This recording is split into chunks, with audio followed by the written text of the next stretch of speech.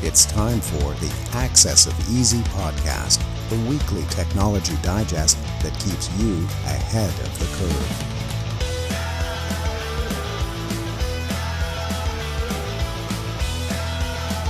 Brought to you by EasyDNS.com.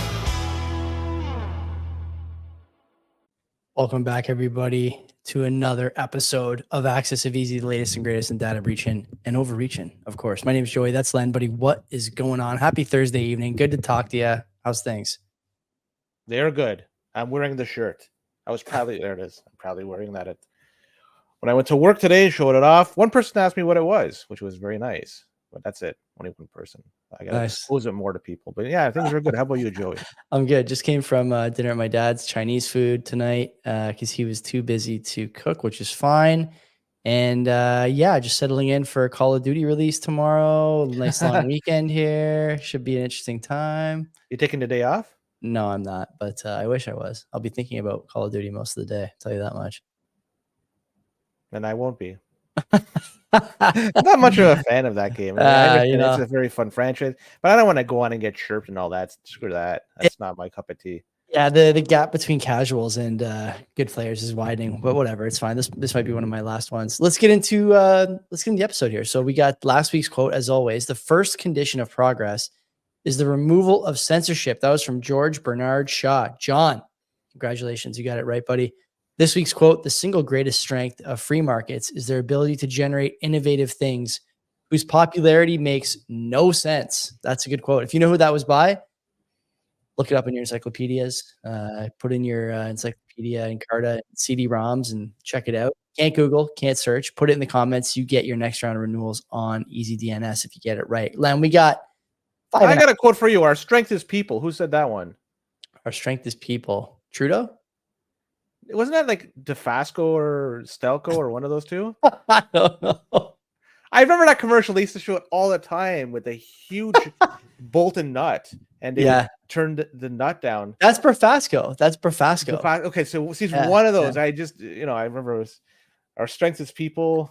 Yeah. Where do you want to start? Do you want to start with one of the articles, or you want to get the Bomb Thrower TV episode out? What do you think? Let's do this to SEC fine thing. Sure. Yeah. So this is the SEC. Everybody knows what they do, what they are all about, but they find and laid some charges against some technology companies for doing some naughty things or misleading investors about SolarWinds hack. And I'll talk about SolarWinds in a little bit, but just going to give you the gist of this. And the companies were accused of misconduct. This includes SolarWinds Corporation, its chief security officer, a software retailer, and 2 technology distributors. There's 4 companies in total are feeling the wrath of the SEC.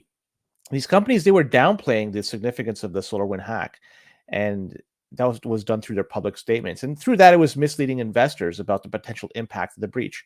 The companies were accused of minimalizing the risks to their customers and the broader technology system as a whole. And they have, through all this, agreed to pay a civil penalty. And there's a cease and desist from future violations of security laws. I'm not sure how they could get around that or how they could stop that, but whatever. Either way, this was a huge breach that happened in late 2020 and early 2021. And this targeted several government agencies as well as some private corporations in the United States and around the world. And this was infiltrating the software supply chain of SolarWinds. That was is a prominent IT management company.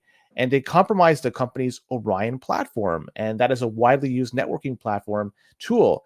And the attacker, what they did was insert some malicious code. And this updated the Orion platform. And the update, known as Sunburst, was a backdoor. It allowed them to gain access to the systems. They installed software to compromise the system. You know what happens here. And so what was targeted through all this, like I said, were several government agencies, including the Department of Homeland Security. These are pretty damning stuff. Department of the Treasury, Department of Commerce, and Department of State. And some of the victims, like the companies included, were in various sectors in technology, consulting, and defense. So the amount of information they got, very sensitive information, including internal documents, emails, and stuff. So fingers are pointed at potentially Russian state-sponsored actors. Could be them, could be North Koreans, could be who the heck knows. But it just goes to show you this thing, it has some far-reaching and is very sophisticated type of attack, and those guys were downplaying it for some time. That's pretty bad stuff. Where do you come down on this idea that the companies should have done more to help government agencies? Could they give the government agencies 1-year credit monitoring services? Would that be Listen, sufficient? I don't know. But when I look at stuff like this, like whose responsibility is it really to help with this kind of stuff? Like the companies are not publicly traded as far as I can tell, at least not a few of them. And I don't think this is, again, I'm kind of stepping on my own toes here from other stories we've done of this nature. But this idea that the SEC is like going backwards into the archives to try and find, that they didn't tell people about the hack or didn't tell people about the intrusion. We do a story like this every week and no one ever cares about it, right? As long as you're named Microsoft or Google or whatever, nobody cares. And then now you're telling me the SEC goes after these guys for, by the way, pennies on the dollar, it looks like, right? Like they're really, really cheap fines. So talk about the cost of doing business. I don't like, I'm not asking if these companies should or shouldn't disclose. What I'm asking is like, what are the rules? Is everyone going to catch fines like this? Is everyone going to pay the price like this? Is the SEC is going to dig into everything? No, they're not. Exactly. You're shaking your head. So like, why these guys? Well, there's only one or two reasons. The first reason is that they're small and easy to go after. I don't think Unisys, which is actually a fair sized company, if I'm thinking of the right company, right? So they're not gonna line up their legal team. They're gonna pay the $4 million and be done with it. And then the other companies, including Checkpoint, fined $995 or not $995,000, I should say. Like that's not. So the reason is either they're small and easy, or because they're small and precedent setting. Do you think it's the second one? Maybe we've talked about this in the crypto sphere before, right? Like it's like this idea you go after someone easy and then you have this jurisprudence you can go to when you move up the chain and try and take down a bigger tree. What this shows is they don't really mean business, and it's anybody else that does the same type of thing. They're going to look at this and they can mislead investors moving forward for a few years and make gains. And by the time they get to wrist lap, the people that are in charge are long gone. Either they sold all their options, or they have been hired by another firm because they're moving up, as you say, moving up the ladder. And in this case, another. Right, like they take forever to get to it. And when they do, it's just a proverbial slap on the wrist. 900 It's grand. so bogus. I know. I've seen grocery store robberies net a bigger gain than this. Buddy, your Costco bill is gonna be bigger than that by 2027. Very soon it will be. Yeah. So I don't know. Frustrating. The UN, buddy. Let's go to the UN. This is another interesting one because they've been there's a breach that occurred when a United Nations women database containing sensitive information about women and girls in conflict zones was accidentally exposed online. And the database, which was, they say, intended for internal use only, included the names of these individuals, addresses, phone numbers, and other personal information of vulnerable individuals. These are people that were seeking help from the UN, and they got the exact opposite. Instead you get doxxed. Right? Like these people are severe threat. Their lives are in danger, their families too. And now this information is out in the public domain. They did take it down, but during that brief period of time, what's exposed on the internet is forever there. And now these people, they were fearing for their lives before. Now they have to, they probably have even more of a threat going after them. What could be done? It's not, you're definitely not going to give them credit and monitoring service. That means absolutely nothing in this case. So what the heck do you do? Could you relocate them and change their names?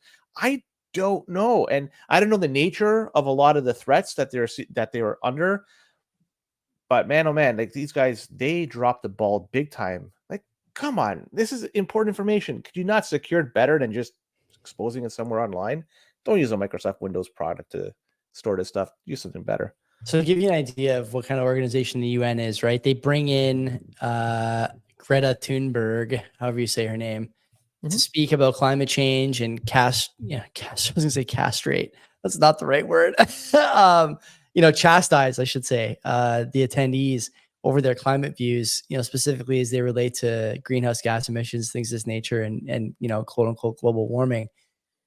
There's tons of clips, tons of social media. The UN has basically become a Twitter account at this point, with a huge budget, it seems to me, for PR, but they don't protect the people that are on the ground. The UN, by the way, has proven many times over the last 10 years and very publicly a few times over the last 3 or 4 that they are full of miscreants, sort of these pervert weirdos, not to mention, the other people, the other agencies they cooperate with on the ground. How many stories? I think we just talked. Did we not just talk about one last week about the United Nations having a run-in with, during one of their peacekeeping missions? It was either on this show or another show. I forget now, but the point I'm trying to make is that the UN seems to have budget for everything except the thing they're supposed to actually be doing, which is protecting people and uniting nations. They're not doing either of those things very well. And this is a brutal example. I'll just quote from the story here. They're doing great work. This is about the people who are exposed. They're doing great work in helping real people on the ground, but the cybersecurity aspect is still critical. This is from Fowler, the fellow who found the database. I found lots of data before, including from all sorts of government agencies, but these organizations are helping people who are at risk just for being who they are, where they are. And so to add to your point and tie a bow on this, now they have to worry about people who didn't necessarily have that information before having it now, and the problems that's going to cause them. These are over and over again. Isn't the other natural question, like, why do you need a database of this stuff? Is this stuff Well, they not were kept seeking help. operationally? I know, but like, keep it operationally somehow. But you don't need a honeypot, plain text, it looks like, like database of this stuff. There's got to be a better way. What are the odds that any of the current administration in Canada, should they get axed after next election, will end up in places like the UN? I think it's rather high. I don't know. I think 2 years ago it was high. Now I think it's fairly low, specifically for the sort of top tier cabinet members. Yeah, I think so. Oh, so I'm still of the belief. If it was high, there wouldn't be an election delay like this for like no good reason other than just keep your job. My opinion. I still think they have something lined up. It doesn't specifically have to be the UN. UN could be one of them, but a few others. I'm not going to name names, but some NGO though you're talking about. Yeah, that are, and I don't want to go too much into this for self-preservation. Sure. Let's talk about the Canadian story though, because the Canadian government, they've allocated a decent amount of funding to support legacy media outlets. This is such a crock of shit. Sorry, Mark, for swearing. I am so frustrated by stories like this. I've read this story like 3 times. We've done so many stories of this nature. This is nothing but propping up the rotting possum and fly infested corpse of a dying media outfit in Canada. It's got to stop. Disinformation is not a real thing. These guys are tired of losing the battle of narrative and factual reporting to nobodies on Twitter and in podcasts. That's what they're tired of. Plain and simple. There's no other explanation for this. This nonsense about legacy broadcasters seem averse to competition, but are not above smearing it. Like, yeah, we know. This is obvious for us. And then this, the comments here that you see, like, I don't even know where to start with this besides what I've already said. I've talked about this so many times, and I know you feel similar, even if, maybe you'd be a little gentler in your assessment, but how does anybody see this as anything but the state trying to control narrative? How can anyone view this as anything else at this point? I don't know how to spin it the other way. That's the way you're saying it seems to be the one that makes the most sense. Look, these legacy media, they're not long for this earth. Everything over time, in the next, I don't know, decade, 2 decades, 3 decades, they're gone. Like, just look at how stupid this is. Okay, I can honestly barely even bring myself to read it. As if you didn't have enough buzzwords already in here. The outlets that back the declaration say they will be complying with, quote, the principles of responsible AI use that will provide them with transparency and fair use of our, like, it's all nonsense. It's nonsense. All of it is garbage. All of it. It's got to stop. It's so much money at this point, and just good money after bad. It's going to slowly disappear because as there's it has to, right? But how much longer can it go then? not that much longer. I suspect, and I really do, you're going to see there'll be some amalgamation. Like they'll just merge as as things go on. But then eventually you have just a few left, and they'll eventually topple over because the people that watch them and listen to them, they're getting older for the most part, and they will no longer be here. And they don't care. They don't care. Like they're not talking about that. They're trying to appeal to a younger demographic. Another quote from the article: the signatories committed to ensuring wide access to what they consider to be news. Quote, combating disinformation, unquote. And that includes the use of controversial fact checkers, but also, you're going to love this, verifying content provenance. Like, this is a good example. Here's a good example of verifying content provenance. Okay. What that means is telling you whether or not an obviously fake AI photo is fake. Donald Trump tweeting out a picture of him at 4% body fat, 6'5", 260 with huge bicep veins in a Steelers jersey doesn't need government subsidy fact checking. But that's what these guys are going to tell you. That's what that is. Content provenance. Like, I know that's not real. I don't need to be told by my tax money that it's not real by you. I don't need it. It's not going to be there much. What are the people, the next generation, what are they pointing their eyeballs towards mostly in terms of maybe an app or a site? Let's be honest. It's going to be stuff like TikTok, Twitter, Instagram. Yeah. Right. So they're not going to go and follow. I hope CBDC you're right. News. I hope you're right. And as the people that have watched it through the years and listened to it and subscribed to their periodicals, their papers and so forth, eventually they stop because things change over time. What happens to them? They need more funding, and which they're not going to get. So something is going to have to happen. They'll have to merge with something else, and then that's it. And then you have less and less, and you have one big one or a few big ones. But even then, they'll eventually fall because you cannot sustain if you're not making money. What a story! If money's not coming in and you're not getting money from the state, how could you sustain yourself? That's it's a business. They are a business, and I don't know of any business that can't keep going without any funding coming in. Like a Twitter, or X.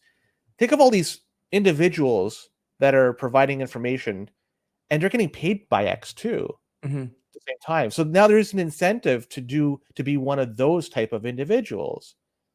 Rather than working for the Toronto Star, you could be independent and work for X, and right, and then it just takes away, and it takes away from what the Toronto Star could have. Like a quality individual is not going to do that because they're free from any constraints. But there's no doubt, you're absolutely right. Yep. It's gone over time. I hope, man. Doesn't it seem weird that they just keep trying to plug more money into this thing and appeal based on this yeah, but the appeal shouldn't be, I don't want to drag this out too long, but the appeal on the back of we need to combat disinformation. Nobody with a brain cares about this. And these guys just keep doubling down on the wrong things over and over and over again from the tinted glass of their liberal limousine, right? It never stops. It never stops. It's becoming very frustrating for me is where I will leave it. Let's talk about Microsoft. And let's not talk about what there may be some Bitcoin news associated with them. That Say that for the Monday show. Say that for the Monday show. About that at length at that day because they've been naughty. Microsoft has been because they acknowledged a significant security incident has involved the accidental deletion of weeks of security logs for its customers' cloud products, and this has a snowball's chance in hell to protect its customers from potential threats moving forward because they needed this information. Now, without it, they're done. So the company attributed to the deletion to a software bug, right? And they indicated that the logs were inadvertently removed due to a technical error. And so the bug currently remains undisclosed, but it does shine a light as for the potential risks associated with some very complex software, which Microsoft tends to manage. And these are designed to protect sensitive information, which they fail to do. So these security logs should play a crucial role in identifying and the responding of potential cyber attacks, because these logs, customers without it now could face delays in detecting and also mitigating threats moving forward. And this could lead to increased damages in the future, because these tend to, or they should, provide valuable insight into behavior systems. You can see what's going on, you can see if there's any anomalies happening, and you could try to close the door and maybe potentially nail the attacker to the cross. But anyways, this incident, it just shows you that Microsoft, they've been pretty bad here. They did issue an apology to customers, which was nice. Oh, well, forget it then. Restoring the customers' data, which I like that. It's good for them. Yeah. And yeah, like, what could you say about this? This is pretty crappy stuff by Microsoft.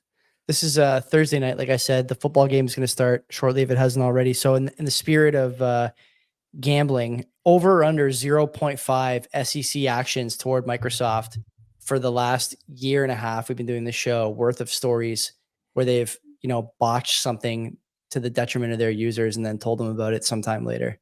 Over or under 0.5. I'll say way over. Way over. Way over SEC actions coming against Microsoft. You think? Yeah. Wow. Yeah, because they've done. Have they done actions against? I don't know. I take the under on that. Really? Like SEC fines? Oh yeah, I'd take the under for sure. They've been pretty active. Unless they buy, if they put Bitcoin on the balance sheet through this forget it. Shareholder vote, they'll be a target right away. Yeah, for sure. The same day they do it, they're gonna get a Wells notice or something. There'll be a story about how there was an E. coli breakout at Microsoft headquarters. This is like the next story is the equivalent of an E. coli breakout, because it's a 0-day vulnerability that was undiscovered for Samsung mobile processors, and it's a critical security flaw. This could allow any potential attacker to gain and execute arbitrary code on affected devices. That means anybody could get complete control over a phone, steal sensitive data, install malware, even spy on users. And the vulnerability is a use after free bug. And this is a type of memory corruption error that occurs when a program tries to access a memory location that has already been freed. Garbage collection. So in this case, the exploit chain, it leverages the vulnerability to execute privileges within the Android system and eventually gets some privileged process through the camera server. And Google's threat analysis group has disclosed the vulnerability to Samsung. A patch has been released to address this issue. So it's highly recommended for people out there with these Samsung devices to update your device, and hopefully you are protected from this vulnerability moving forward. 0-day is, they could be really nasty. So yeah, very, very much so. I've never had a Samsung phone because I just don't trust the manufacturer. Is that fair? I've had a Pixel, I've had an iPhone, obviously, Blackberries, but I haven't had anything else, I don't think. I've had Samsungs. Have you? And meh. I mean, not from a device and hardware and like software point of view. Yeah, it's like a quality phone, but meh. You don't really hear too many things about, Pixels getting nuked or iPhones getting nuked or whatever. It's pretty rare. There's some 0 days that do attack Google stuff, but it's usually Chrome and shit like that. Yeah, that's what I mean. Like the phone itself is not often the subject of the story, right? So I don't know. That's just a bit of anecdotal. That's an anecdotal thought for me. But broadly speaking, you would obviously say, what if you're running one of these phones? You put a special kind of software on it. I don't think that really helps you in this case, though, right? It looks like this is below the software skin level. I don't even know if the special software exists, the one that I like. So I run Graphene on my Pixel, and it's only for Pixel. You can't run that at any other device. Right. So, yes, I don't know what would be the equivalent version for any of the Samsung Galaxy. I don't think it would matter. Like if it's in the you're right, if it's a hardware processor, like that's how are you going to feel safe with that phone again after this? Like, I don't know. Can you? Hard to say. Could be worse. It could be a Hamas walkie-talkie, I guess, but this is a close second. Yeah, boom. Let's talk about last story. Marc Morano is going to be going on, or he's already on. It's out. Yeah, Bomb Thrower TV. And Marc Morano is dynamite, because I've had the pleasure of chatting with him. I didn't really chat. I just was there. he took it over. And I'm glad he did, because you know what? That was a fun episode to be a part of. And yeah, they're talking about on Bomb Thrower TV. They're talking about CBDCs and carbon quotas and stuff like that. Check that out, and you'll love Marc.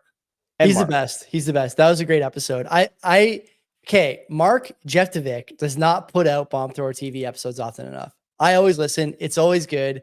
Marc's a fun interviewer, and it's funny. He's a bit of a chameleon, right? When you listen to Bomb Thrower, Marc blends with his guest pretty well.